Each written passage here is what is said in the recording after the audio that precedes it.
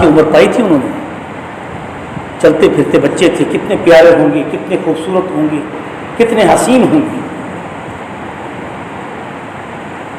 جب وہ فوت ہوئے تو آپ نے یہ ارشاد بھی ساتھ کہا تھا کہ اے ابراہیم، اگر تو زندہ رہتا تو اللہ تجھے نبی بناتا، ولا نبی بعدی ولا رسول بعد، چونکہ میرے بعد کوئی نبی نہیں اور میرے بعد کوئی رسول نہیں۔ انشاءاللہ اگلا خطبہ خاتم النبیین پر ہے، ختم نبوت پر ہے، اور اس میں یہ بتایا جائے گا کہ رسول اور نبی کے فرق میں مرزائی قادیانی کس قدر امت کو دھوکہ دیتی ہے۔ تو حضور نے اپنے بیٹے نبی کے درجے تک پہنچائے، لیکن نبی کے بعد، آپ کے بعد کسی نبی نے نہیں آنا تھا۔ ایسی عمر کے بارے میں بھی فرمایا لو کان بعدی نبی لکان عمر، عمر پر اتنے الہام ہوتے ہیں کہ موافقات عمری بعض نے 21 گنوائے ہیں، بعض نے 17 گنوائے ہیں۔ 17 ایسے مقامات اور ایسے واقعات ہیں۔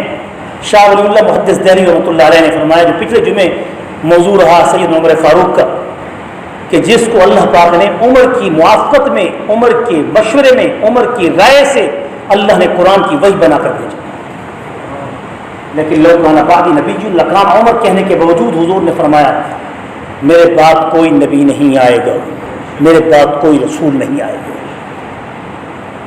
حال اصحاب آنکھوں کے دو نور ہیں، یہ بار بار سمجھایا جاتا ہے، اور یہ بات عام کیجیے۔ انسان کی 2 آنکھیں ہیں، ایک آنکھ سے بھی دیکھ سکتا ہے، مگر حسن انسان کا 2 آنکھوں سے۔ آگے سنیے، انسان 2 آنکھوں سے ایک کو 2 نہیں دیکھتا، ایک کو ایک دیکھتا ہے۔ اللہ نے ایک اصحاب کا نور عطا کیا ہے، اللہ نے ایک آل کا نور عطا کیا ہے، ہم ان دونوں کو ایک دیکھتے ہیں، الگ نہیں دیکھتے۔ اس کی آنکھ میں فالٹ ہے، جو 2 آنکھوں کے باوجود بھی کسی انسان کو ایک کی بجائے 2 دیکھے، وہ بھینگا ہے، وہ کانا ہے، وہ آنکھ کے فالٹ میں ہے۔ جس کی آنکھیں دونوں ٹھیک ہیں وہ ایک کو ایک دیکھے گا، 2 نہیں دیکھے گا۔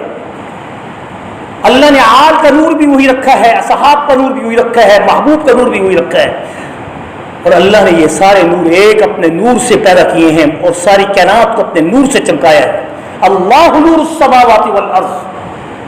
کون کہتا ہے کہ کوئی کسی کے نور کا انکار کرتا ہے؟ ہم تو کسی ایک انسان کے